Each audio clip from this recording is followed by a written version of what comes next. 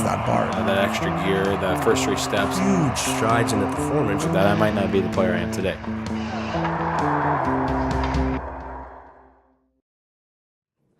All right, welcome to another episode of Behind the Gear, and today we're sitting with Matt Murphy. And Matt's a young man who I've known for a long time, from London, Ontario, and played, obviously, his minor hockey here.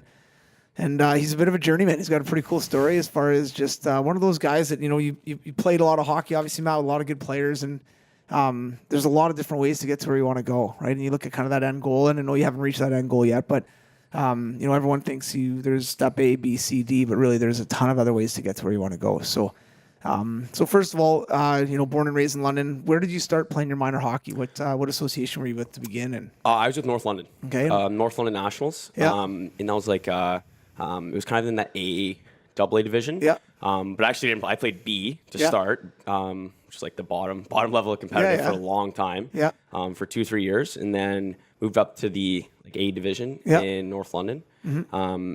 And then played there for a couple of years, and then like we've kind of talked about, I never made like any of the London AAA, AA teams. So from there I actually went to Chatham and played AAA in Chatham for 2 years. Yeah.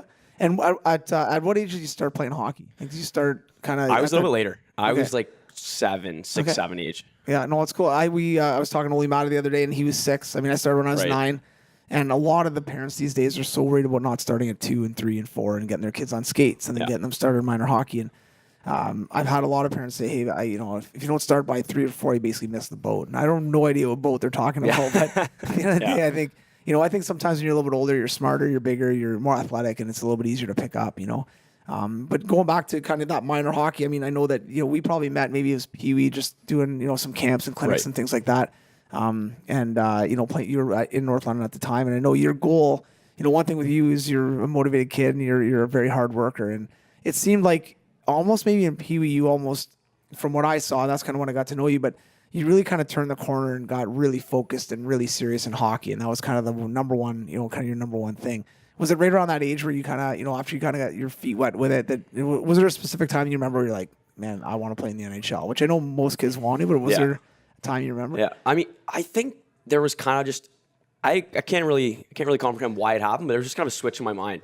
I remember even just like, it was about grade 7, kind of the year before I came to Peak with you. And I was working with Jonesy a little bit in grade 7. I think I started with him before you. Yeah. And it was just kind of a switch, like from diet to kind of getting in better shape, doing sessions, kind of getting into it. Yeah. No, and I think that's part of the whole process, right? And a lot of kids that light switch or that want to, kind of put it all in there. A lot of kids that doesn't come for a long time, if ever, right?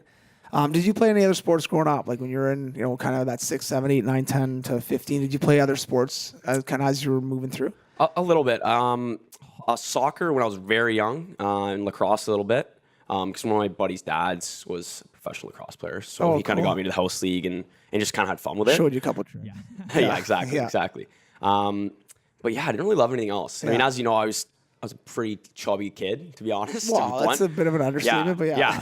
I'm just kidding. So like I was never really into like cross country or any of that until like that grade 7 year. Yeah. When I kind of started wanting to get in shape and start running and all those sorts of things. Well, I mean, and when we talk about like being a bit of a chubby kid, like I'm like a balloon. But you're talking to like one chubby kid to another chubby kid. Because I was I was a chubby kid growing up, and I totally understand what that was like. And I remember going swimming one time and coming out of the water. Obviously, my shirt was on because I was a chubby kid. Yeah. And one of the boys like, "Oh my God, he's got boobs." It's like, like guys, enough. Yeah, I mean, you know, and I understand that, and it's not easy, right? And then, I did the same thing, man. I played other sports in high school and I did cross country and all this stuff. And everything I did for me was all cross training for hockey. Right. Played basketball because we had hard practices. It was great. I get in better shape, cross country. And then things started to kind of, materialize a little bit where, you kind of shed some of those pounds a little bit and start, training a little bit differently. And then obviously become a better player, and if you look at kind of where you were, if we had that grade 6 or 7 picture, which we do. I should have brought it. It was at the cottage on the weekend. Yeah, I was there. And you look at that, obviously the before and after. It's and even within the first 4 or 5 years where you really started to take it seriously. I mean, you put a lot of time in, and you went from B hockey, and I think 3-4 years later you were playing AAA in Chatham, which is a good jump, man. You're playing against all your buddies at that 97 age group that were real good group of guys, and it was phenomenal, right? So what was that first kind of? Well, first of all, what was it like trying out getting cut? trying out getting cut. And I know, like, did you ever, I'm selling my gear, I'm done? Or did you always kind of have that voice in the back of your head, like, just keep with it? 100%. I mean, to be blunt, like I got cut from pretty much every team in London. From junior nights, Elgin, Double A, caught from everything. Yeah. And I mean, right down to B. And there was a few years there where it was like tears after every single, not that I expect to make AAA, but when you start getting to those kind of more realistic goals, like the double A's, the A's, I mean, those stung a little bit more. For sure. Or, or at least you think in your own mind you can play at that level. Yeah. So yeah, there was a lot of tears growing up, but and then I think kind of as I got older, I was just like, you kind of have to take the good with the bad and just be like, hey, I'm just going to stick with it. I'm going to go down a level, whether it's B or A. I know it's not that high a level, but just try to dominate, try to be good, and just keep jumping up. Yeah. No, and I think, it is devastating. I've been cut. It hurt. I mean, especially when you're younger and you don't have that big picture in mind. Yeah. And for a lot of the parents out there is a lot of politics in hockey. There's no doubt about that, especially minor hockey. It's unbelievable. If you play any kind of competitive minor hockey, it's unbelievable the amount of politics that are there. And the way I break teams down, I probably said this before, but you've got your top 6 guys that are legit, that are good, and maybe they know people, it doesn't matter, but they're skill wise, they're there. And then your middle 6 are, kind of good players that probably you may have fit into, and the bottom 6 are all politics. So if you drop into that bottom 6 players or around there, I mean, if I don't know you and I know Johnny, and Johnny's a good kid, and I know the dad well, I'm probably gonna take Johnny if you guys are similar, right? And that's just life. But for a young kid, it's hard to go through that, man. Yeah, it's hard to conceptualize that too, 100%. especially when you're young. And it was hard. Especially when you're young, and again, that kind of lack of big picture thinking. Yeah, it makes it really difficult. No, for sure. And how are your parents through this whole process? So I know, I obviously know big David and Lori, pretty well. Yeah. But, for them, they're not, they didn't grow up with hockey. I mean, your dad was around hockey quite a bit and probably played a little bit growing up. But, what were they like support-wise as far as, going through this process? Because I can't imagine, I'm a young dad. Well, I'm old, but my kids are young. But, I can't imagine, your kid gets caught. And maybe it's for the right reasons. And maybe as a father, you're like, you probably maybe shouldn't have made that team anyway. But now you got to deal with the tears. You got to deal, that's tough. So what were your parents like kind of going through minor hockey? They're very, obviously very supportive. You know them very well. Yeah. The biggest thing, I think they just kind of stick with it. Like, just keep working hard. I mean, I think they understood my frustration, but they're always very supportive all the way along. They never pushed me. As long as I wanted to do it, then they just kind of said pursue it. And your parents are very non-political. Like, especially in these parts. Like my parents aren't local. A lot of people. My dad's from out east. My mom's from Sarnia, which isn't too far. But I mean, even like as far as calling a coach and bringing him out for a round of golf. Your dad's not that kind of guy. I think for me it was I didn't want them to be political. I would like to. I mean, I think not that I'd rather get caught, but I think I'd rather be the best player on the ice and make a team. Kind of talking about that slotting than be a bottom 6 kid and get on politically. Yeah. So and I mean, there's something to be said. Even as a young man, and you've always been a mature young guy, but something to be said about making it on your own merit, right? Yeah. Not knowing that dad went golfing with this guy and greased his pockets with $5K and now on this team, right? Yeah. Which happens. I mean, it's the reality, right? But I think you're right, and I think at the end of the day, the way I see it as a third party looking, outside in. Is that kind of help build those building blocks for you as who you are now, Because if we go through minor hockey and then you played in Chatham, which is great, and then following Chatham, then it was kind of that year of, okay, now what do I do, right? It's minor midget year. There's not a lot of cards in junior B or junior C or junior D at that time for young guys. Right.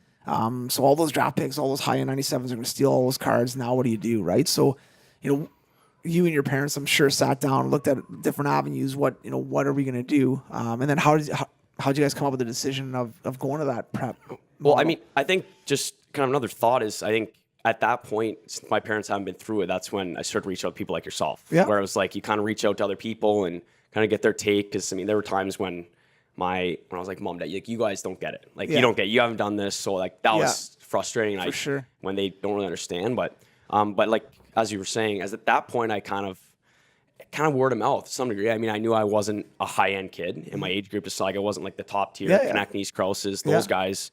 So I kind of had to find another way or another avenue to develop. That was the biggest thing. Yeah. And I knew I probably wouldn't be like that good a junior B player. Or there was other kids that were better than me at the time. So kind of look at other avenues. So Kevin Giltland, who you worked with a lot, went to the Hill Academy.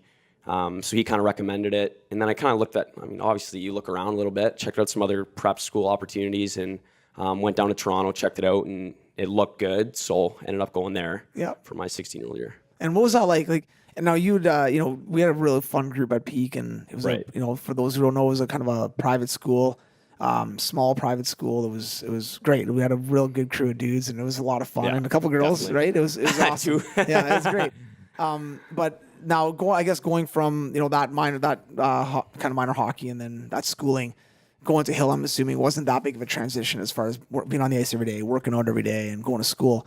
But what was it like going to a school like that with a new team and a whole new bunch of guys, and you got international players now? You got some players from Europe and Russia and things like that coming over. What was that whole experience like? Just kind of way different than minor hockey AAA. Now you're basically on a prep team that's made up of a bunch of different types of kids. Right. It was an okay. I mean, it was a little bit of an adjustment as far as living conditions, because that was the first time I was away from home, like most guys. Was that the year you guys had like the hockey shack, just like a bunch of you guys living in a house, gong show, right? So we had like very, very clean, super clean. Yeah, very like, mice in the house, like everyone and everywhere. Yeah. So we had like 8 guys living in a house and 2 guys. Maybe we'll have to edit this out. Yeah. Probably not legal. Yeah, it was great though. It was great. Yeah, seriously. But yeah, it was okay. I mean, I think that year I kind of had expectations for myself that weren't met. Right. And just kind of where I was slotted. I wasn't playing power play. Wasn't really playing that special teams really. So that got really frustrating. I think that kind of weaved itself off the ice as well, just in relationship that I had there. And with that mounted frustration, I think that was pretty tough. But if we look at the prep school model, and you ended up going to play another year at another prep school after that. If we look at the prep school model, though, would you say, like, for some of those kids that are maybe in the same situation you were in, maybe a AAA player, AA player, not sure what they're going to do, probably not going to be able to play juniors. So then your options are basically midget, AAA, midget, AA, or prep, really. So how was the exposure there? I know you guys played in some cool tournaments, traveled to some cool cities. Would you say now for the parents out there, it does cost money to go to these schools. You're looking at $20,000 to $50,000 to play and more affordable options. Yeah, for sure, but it's definitely expensive, and you kind of get what you pay for. I mean, there's travel, there's ice costs, there's coaching costs, there's all sorts of stuff. So, but overall, like, how was the overall experience? Just if you looked at the whole year, as far as exposure to NCAA, exposure to some junior teams, all that kind of stuff, coaching, skill development, was it kind of worth it, like overall? Yeah, I think so. I think it's a great model, is what I'll say. Like, I think, especially, it's kind of like comparable to midget in some degree. Yeah. A little bit less. The big adjustment for me was there wasn't as much skill development; it was more team practice. Yeah, so every time we're on the ice, we're doing team-oriented stuff. Yeah. But I think it's good. I mean, we got in front of NCAA schools. We went down to these schools and played games there. Got to travel to a whole bunch of places and meet a whole bunch of people. So I really like the model. The tough part with it is that you get guys that are really into hockey that want to move on to major junior, move on to college, and then you have guys that are just want to play another year. Right. So that's where it gets tough. But I think it is a great model. If you get a whole bunch of motivated kids, I think it's a great model. Right? Yeah. And the unfortunate part, whether it's Bantam AAA or it's prep or it's in the OHL, you're going to have those guys that just that are there because they're good enough and like hockey a little bit. But it's really not their number one thing. It's just been part of their life for so long, and they're good enough that they can play at that level. But then you meet guys like yourself that are just so motivated to play at that next level. It's frustrating for guys like you that want to play and then see this guy not working out or cutting corners here or, going out and partying or whatever it is. And that's, I totally get what you're saying. That does get frustrating for sure.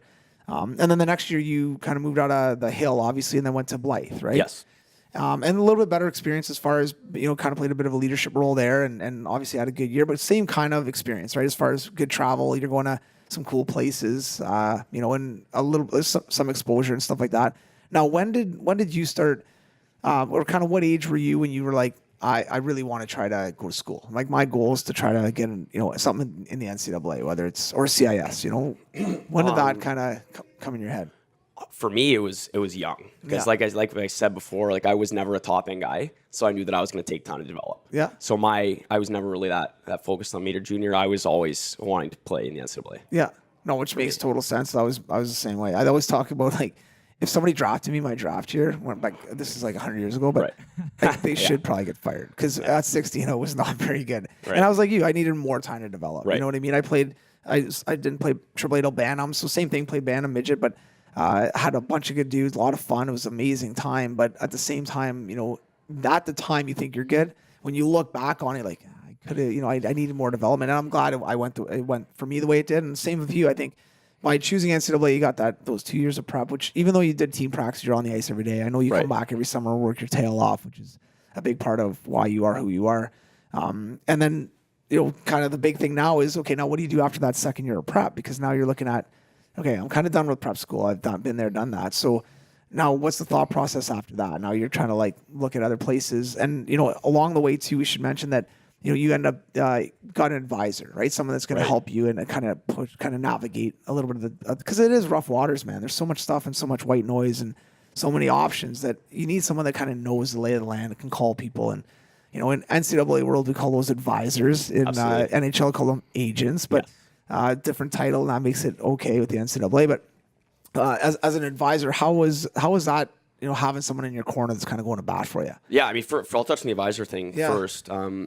Initially, I got a local advisor. I'm not going to sue him, but it wasn't the best experience. He was a great guy, came over, really nice guy, but didn't really know, I wouldn't say know the lay of the land that well. Right. So I was going rookie camps for tier 2 and all the spots were filled. Yeah. So that got really frustrating. Yeah. So I guess that year, I guess we'll go there. Yeah.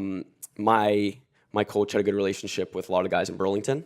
So he kind of put in a phone call and kind of got me at their camp. And long story short, signed on with Burlington Cougars in the OJHL. And the kind of the word I got was that I'm going to get an opportunity to work my way up. And that's kind of my whole life. So I was like, that's good enough. I'll get an opportunity. And kind of the opportunity never really came. I was like a 6'7" guy, played 10 games over 3 months. Yeah. And that was frustrating because I felt like I was doing everything right, working my nuts off in practice. Yeah. When the guys were playing, I'd bring my sled to the rink. I'd be working out during games, kind of doing all the things right, and it never came. Yeah. So that was really frustrating. Then I ended up getting sent down to Welland in Junior B, and at that point, it was just end of the year, bad team. That was not that I was ever. I always loved hockey, so I was never. I was I'm gonna stick with it. Was that one of those down moments though? 100%, 100%. And I was kind of asked for a trade to get out around Christmas, and nothing came because who would want me? I played 10 games, no stats because I played whatever, 2 shifts a period. Sure, played 1 game up front, so there's nothing there to trade for really, right? So that was brutal, and and part of it was mental. Is I don't want to go here. I played tier 2. I've seen. I mean, you shouldn't compare yourself to other people, but you do. Yeah, you're there's guys on other teams that I played with, think I'm somewhat comparable to, and I'm not there. Yeah. I'm playing Junior B, and I don't want to be here. And so that was tough. And I was living in Mississauga, driving to Niagara region. Yeah, so an hour and a half drive by myself. Because you're going to school a bit too, right? I was going to school in Toronto, Bloor Young downtown. And this is one of those tough things with junior hockey, right? That a lot of people don't know. You sign a card with the junior team. Maybe you will play, maybe you won't. Maybe you're going to get traded. It's going to happen. Something could happen, right? And you don't know that. And at the end of the day, you're 17, 18 years old. You're trying to figure things out, and there's a lot of other things that are stressing you out and draining you. Just being an 18-year-old, let alone having to get traded, having to drive, having all this stuff, right? So it's definitely a tough thing to go through. And for you, I know that was kind of one of those low moments as far as just holy smokes, man, what am I doing? Yeah. I'd like to think I got a decent opportunity there, but it's hard. When you come down a level, I mean, you see it at every level, but you come down a level, you don't really want to be there. You're just kind of trying to ride it out. And the coach kind of was all over me, kind of had really high expectations, and I hadn't played all year, so I probably wasn't as fresh or kind of a little bit rusty, right? So kind of had these really high expectations for me, and I'd say I didn't exceed them because I hadn't played. I played 10 games in 4 months, so that was hard. And I mean, I'm sure I came home and I probably wasn't in the best of spirits, but no, I mean you're a little probably a little pouty, definitely, definitely had a little diaper on for sure, yeah, like always, right? So to this day, exactly. But I think that was just again just stick with it. But it's one of those things that a lot of kids go through, whether they get cut from minor hockey or they're playing junior, and a lot of people don't talk about it, but it's hard, man. It's brutal. It's so hard. It's absolutely brutal. And I mean, you feel like you let everyone down. You feel like you let your parents down. You feel like you let your coaches down, your skills guys down, your Mitch, your strength trainer. You just feel like you're the bottom of the barrel, and yourself, you're embarrassed. Too. You just want, to bury yourself in a hole, right? I thought I was at this level, and then guess I'm not. Kind of, and it's just it's hard because what does everyone tell you? I don't worry, buddy. Just stick with it. It's good. I'm me included. Don't just keep your head up. You're fine. Just keep working. And maybe 5 years or maybe even 5 months down the road from now, you'll be like, they were right. But while you're going through it, again, when you're young, holy even when you're smokes, 18, you're like, man, like they're just saying that. They're blowing smoke right now. Yeah. But then, I mean, looking back, it's like, that's all you can do. If you really care about it and you really care about pursuing hockey, then it's kind of the only option you have. Just stick with it, stay positive, and just keep going and see what happens. Sure. And I'm really big on life experiences as far as I think that's what molds everybody into who they are, right? So you going through that kind of stuff. If you have a shitty coach or a bad team, been there, done that, right? So you already kind of know how to deal with it, which is going to help you in the future, right? And that's, I think, a big piece of it, right? Right. So fall in that year, then you get an opportunity to play some Tier 2 again in Kingston, right? No, I was actually in Salt Lake City. Oh, that's that right. Year. That's right. Yeah. So that was a year that I thought I was ready. Yeah. I was 19-year-old year. Yeah. So I kind of went to, I don't even really recall where I went. My rights were kind of jammed. So I was kind of in Burlington, this, that, and my rights were kind of up in the air.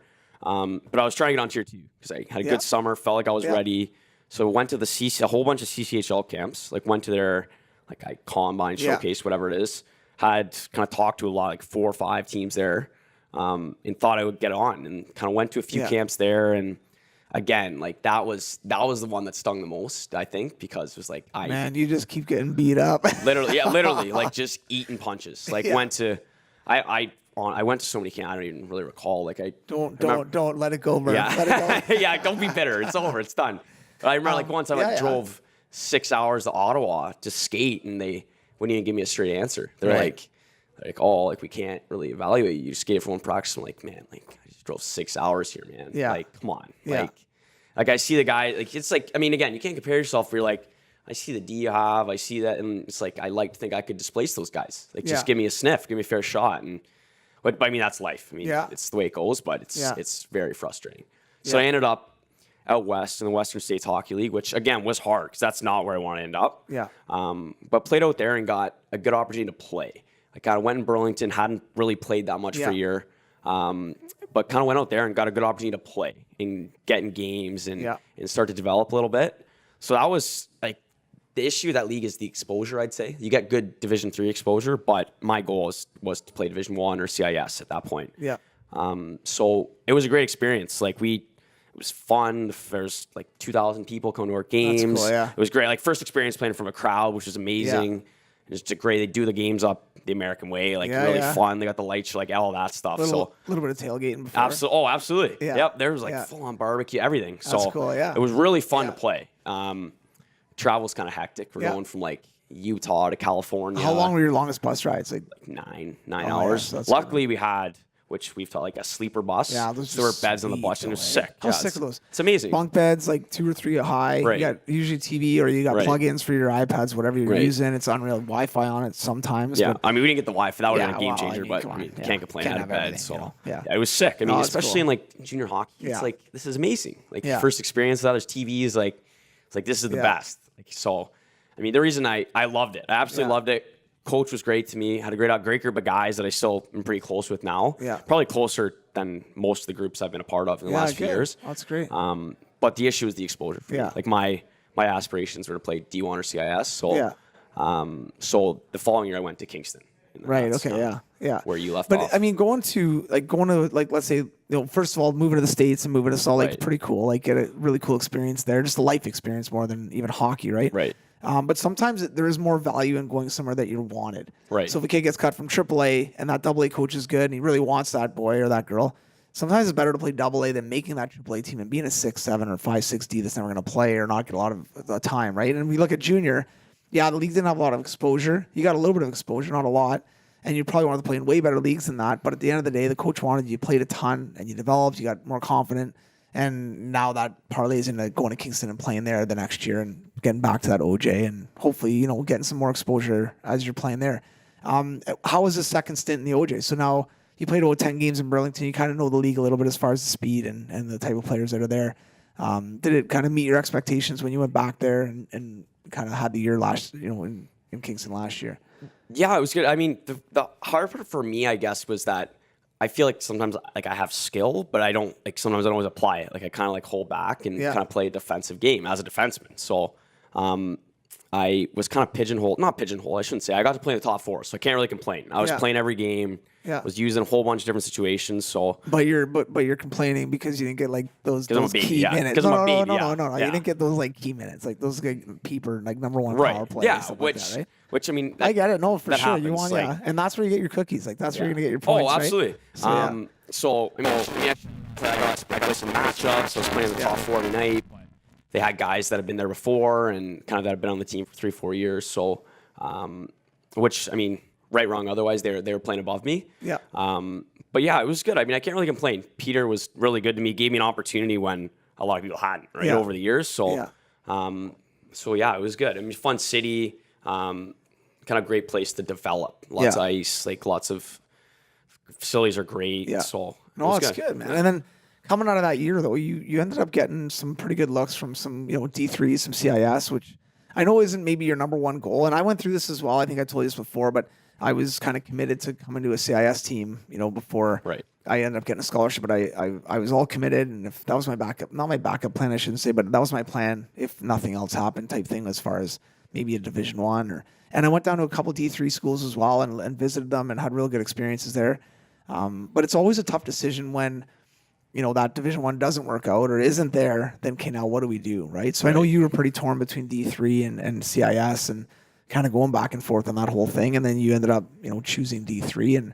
And what was the process like, though, kind of weighing the pros and the cons? Kind of what went through your mind on CIS pros, D3 pros? Were there any major pros or cons that kind of stand out to you that you're like, I'm not sure about this? I mean, first off, it's a pride thing to some degree, which I mean, it's hard to admit it, but no, I mean, again, like you see all these guys that you play against, and they get whatever. They get these Division 1s, they get these CIS opportunities, and then it's kind of a pride thing. Like you work hard, you think you can claim, and then they get them that you don't. Like, so that hurt a little bit. Mm-hmm.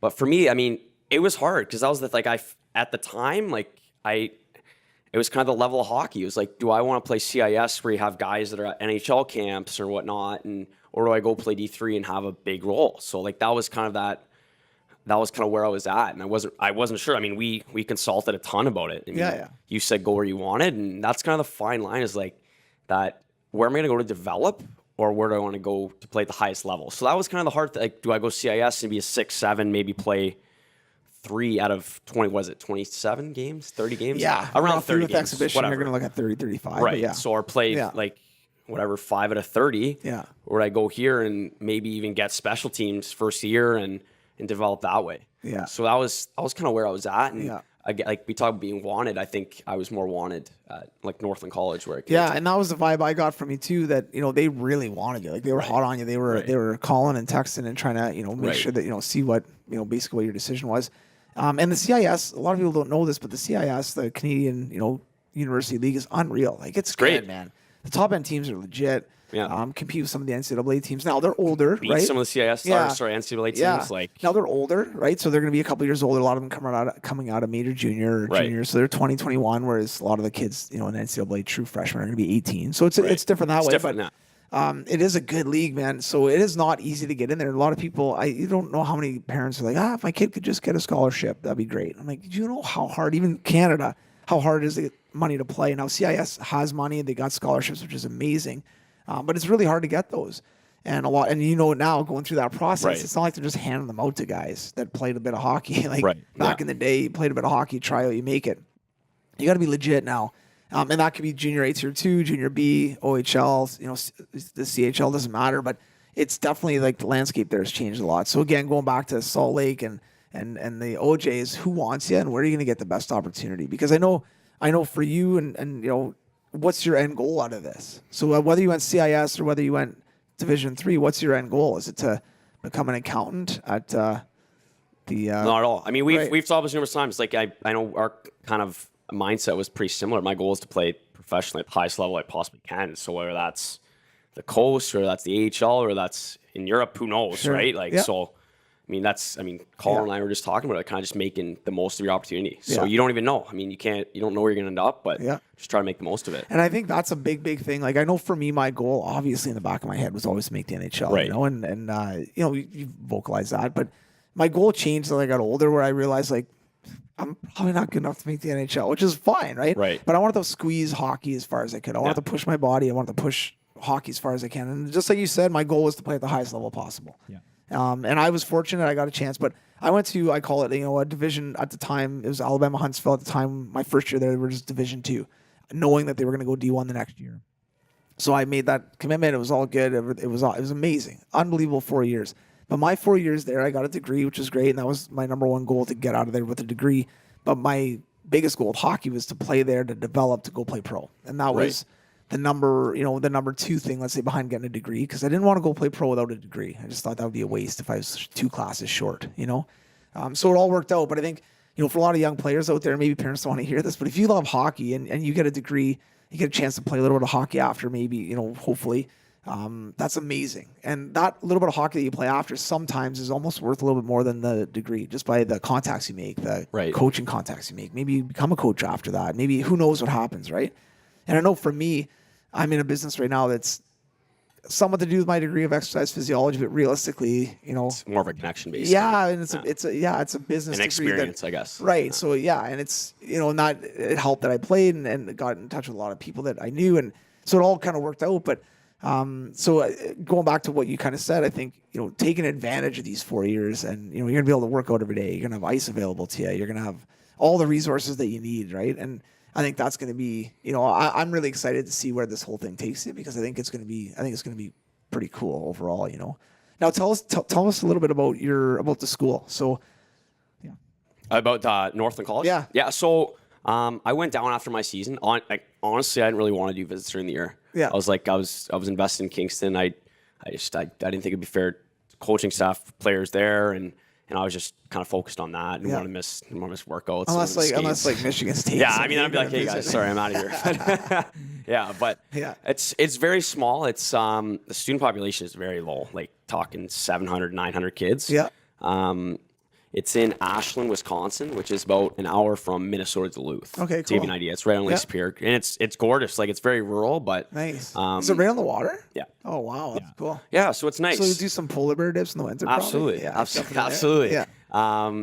But yeah, I mean, the biggest thing there was they said, I mean, who knows? I haven't even went yet, but if I take advantage of it, I'll have a good opportunity to play and get minutes right away. Yeah. So that's all I was really looking for. For sure. And I mean, the coach there, Seamus, he seems to have good luck getting guys professional opportunities after. So, I mean, again, it's kind of what you make it. If you get good enough and put up numbers, then who knows what can happen. Oh, totally. And what are you going to take there to start? Do you have any idea what you're taking? I'm undeclared right now. Yeah. Kind of what guidance told me. They're just take courses that you're interested in, and we'll kind of funnel you in after that. Yeah. Oh, that's good, man. That's really good.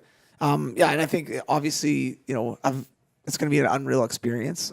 And the one thing I can say just from my experience of playing college is, when you get there, aside from being a complete degenerate, is getting in trouble with the law, college, right? Or getting in trouble with the law, or do something stupid. You kind of know that you're going to be there for 3-4 years, right? Right.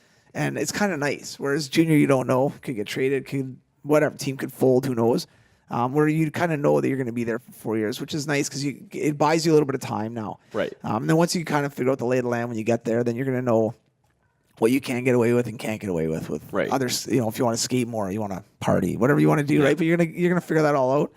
And then I know for me personally, it was amazing. Like, it was a lot of fun, and buddies that I still talk to and hang out with, and it was a blast. So I'm excited for young guys that are going to school and they get that opportunity, because the OHL and major junior stuff is amazing. It's an unreal opportunity, but it's not for everybody. Right. And, you got a really cool story of just a whole other path, and obviously a bit of a journeyman as far as everywhere. Going through junior and prep and all that stuff. You talk about being someplace for 4 years. I mean, I've been everywhere. Yeah. We're talking west, east, kind of maybe not played on teams everywhere, but kind of, I mean, seeing the world to some degree. It's just kind of cool. I mean, you kind of get to travel, get to see all of Canada, U.S. So that's been it's outside great. of hockey, that experience. And that's a whole different side of an education, I think. Right. Life experience. It's Absolutely. so good. Yeah.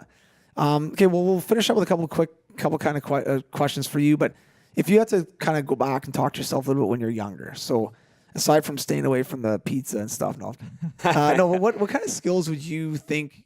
When you look back and you say, man, if I had just focused on this a little bit more when I was younger, I wouldn't have to worry about it in junior hockey because I would have already had it. Or, now you're a guy who works extremely hard and does a ton of skill development, a ton of working out and work out on your own and tons of extra stuff. So you've always kind of set that bar high for yourself on that side. But you're you're going to be a good coach one day, man. Just what you see skill. No and see the sympathy game. either way. It's brutal. No. I still got to beat on you a bit for sure, but that's my day-to-day. But I think what if you had to look back on, when we're even talking to a buddy's kid, let's say he's 10, 11, 12, 13, what kind of skills would you say, man, make sure that you focus on this if you want to play at a higher level? Skating, no brainer. I think it's kind of like a cliche now, like everyone's so fast, but if you can skate, you can play. If you can skate, at the top tier, you can play pretty well anywhere. Like if you can outskate guys, you can play. Yeah. You don't have to have the best shot. Like you can still get pucks on net. You don't have to have the best hands, but if you can skate like very, very well, or skate at the highest level, then you can play at the highest level. That'll open up some doors. If you can't, for you, so right? I think speed. Skating obviously and speed. And that's whether that's the treadmill downstairs, stride development, but kind of finding. In addition, just finding what you're weak at and in improving it. So and when you talk about skating, because I know you're diligent with this stuff and you're all over it, but a little bit. Yeah. No, but what looking at how the game's changed, right? Because you look back when I played, it was right before I was kind of finished up right before the new rules in 05, which you could literally grab. I heard you're going to make the show actually. I might. After I'm those not rules, sure. but I'm not sure. That's the rumor going on. No, but just guys are you could take ski rides on the way down the ice. Can't hold guys up, no. Right. So what if you had to talk about skating with some young player, what parts of skating would you say? Like as far as you got to be quick, obviously you got to be quick out of the gate, east west, things like that. What are some of the parts that you see as a D-man or forward even coming down on you that man when that guy's good? Like look at a Johnny Gaudreau, these guys. Like what aspects of skating, 2 or 3 of them that you're like you really focus on this stuff?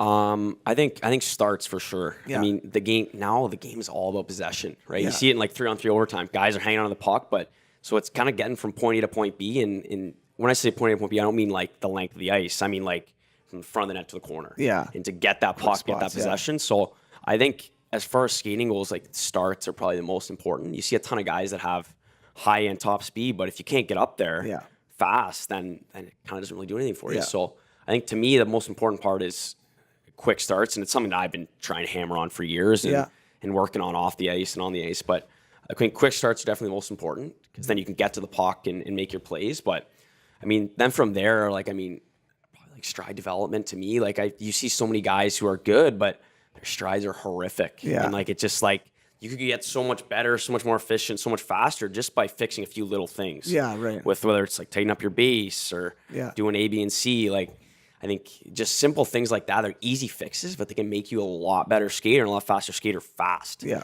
And then I think, as far as defending, I think probably speed changes is the hardest thing. I don't really know technically what to touch on about that, but just guys that are flying, have high end top speed, they can lose it.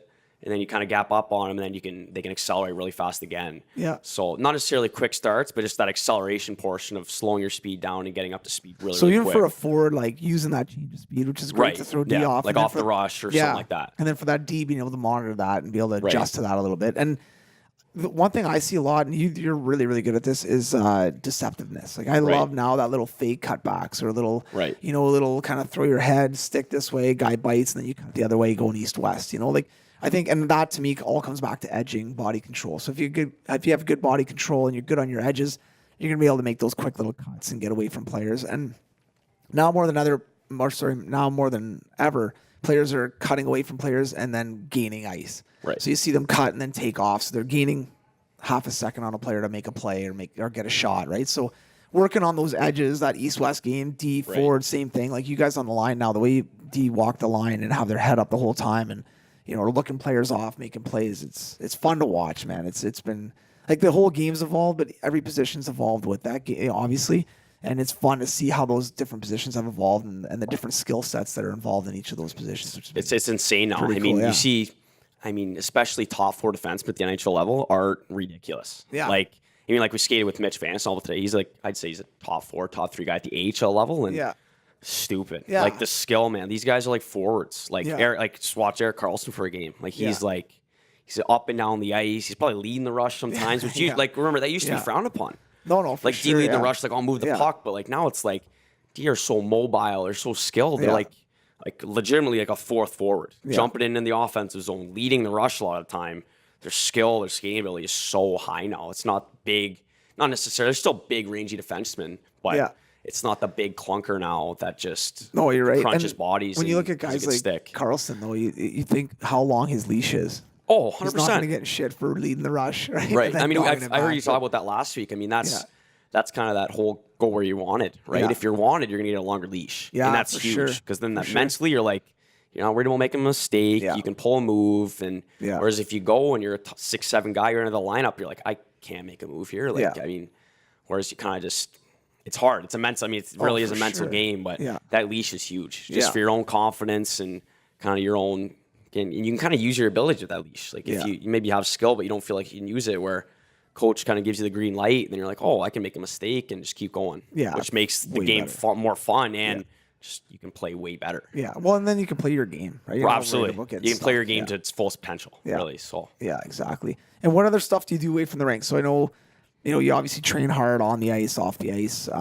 Let's talk just about training for a sec. But is there anything that you do? I know, Mitch downstairs does an unreal job with you guys and kind of gets you guys ready. But and you do a lot of speed agility stuff. You do a lot of working out, strength training, and then a lot of on ice. Is there anything else that you do away from the rink, like yoga or Pilates or anything like that you do, or even at home that you do that kind of, and one thing that stands out with me about you is shooting pucks, but Right. something like that. Is there other, like, what else do you do away from the rink to make yourself a better player?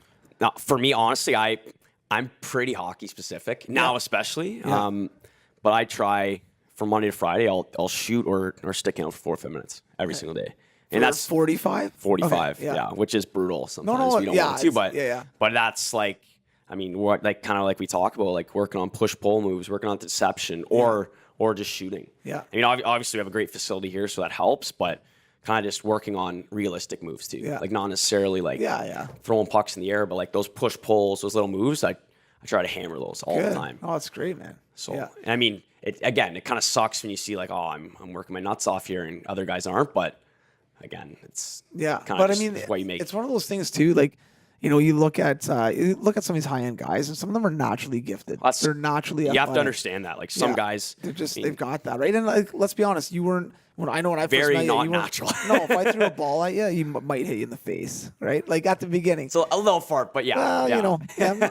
you You got to rip on me a little bit. That's fair. No, but you know what I mean. But I mean, now you've become way more athletic. So like, Right. just to be clear here, like, at 13, 14, 15, like you were playing catch up with a lot of these guys just athletically, not hockey wise. You're not a bad hockey player. It's just, Right.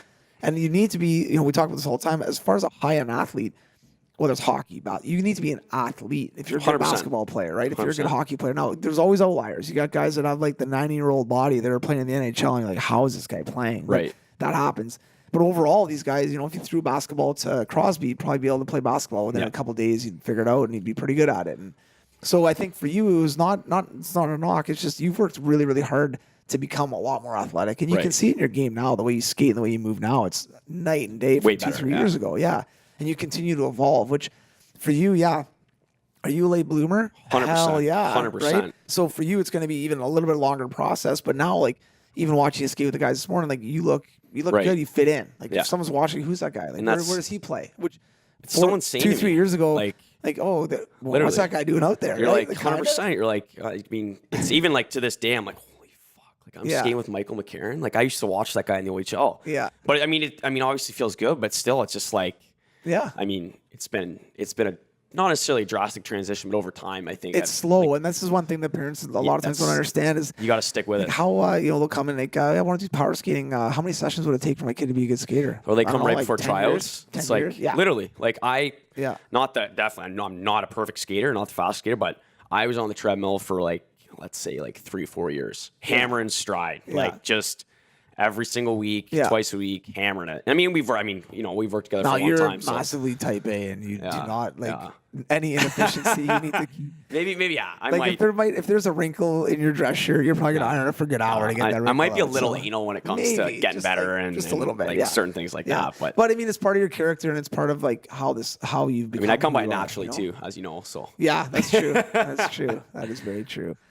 Sometimes your parents are the worst nightmare, right? oh yeah. I mean, you know that from your own kids, right? Yeah, yeah, the for gummy sure. bears never disappear and all Yeah, that that's right. stuff. But yeah, exactly. And then, so as far as not hockey, what other stuff do you like doing away from the rink? Kind of just let loose and just kind of have a good time? I'm not really like much of a party guy. So my scene is kind of my cottage. Yeah. That's where we go. I mean, obviously, we were up Yeah. there like 2 days ago, but Yeah. just kind of like water sports, my thing, being on the boat. Yeah. That sort of thing. Cool. As you know, pretty social guy too. So Yeah, if we have people up, I'm pretty content just hanging out with Yeah. kind of people I care about and Yeah. friends and you sometimes. No, But, that's good. Well, I don't like I mean, hanging out like with you, kind of, whatever. but I mean, yeah, you do me a favor once in a while, but Yeah. throw me a bone. But yeah, I mean, I'm like, I wouldn't say I'm like an outdoors, like, or like a country boy, like I like doing outdoor stuff, Yeah. like whether it's hiking, going on the boats, like we snorkel a bit, Yeah. kind of all that sort of thing. No, that's cool. Very, very cool. Well, listen, I really appreciate you stopping by, man. It was a lot of fun, and we're looking forward to seeing how everything goes your first year of college. Hopefully, you don't flunk out. I'll be back working for you in No pressure. 2 weeks. Man, Big Dave would be so mad if you flunked out. You would be hot, eh? But no, thanks a lot for popping by, and yeah, all the best, buddy. Yeah, Good thanks a luck. lot for having me. All right, Appreciate man. it.